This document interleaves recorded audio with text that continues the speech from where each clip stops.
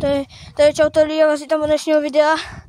A dneska půjdeme tam na lešení, nevím, si jde vidět, jo. Začínáme tady dolů od plota.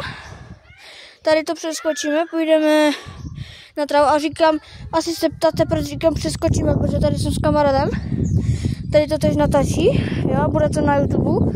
Kdybyste ho chtěli, tak ho můžete sledovat Kaktus 480. Bude rád za to, když mu dáte follow. Tak já to nebudu okecovat, asi můžeme jít na to. A zveme se, až budeme za plotem. Já už jsem na druhé straně, jo, za tím plotem, vidíte. A kámoš ještě přelízá. No, tady má kameru, jo. A musíme potichu. Pojď. Takže my jsme na druhé straně.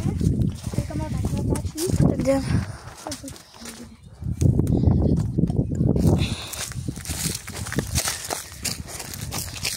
Běžíme.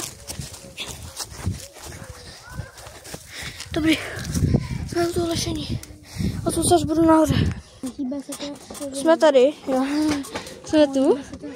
Strašně se to hýbe. Jo. No tak já nevím, to asi bude všechno. Já promiňte za to, že mám takový člověk, já mám s vámi foťák. Aha.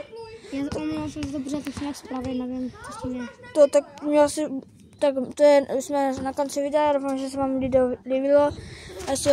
Tak dávejte lajky, odběry, komenty a všechno. Mějte se krásně, čau.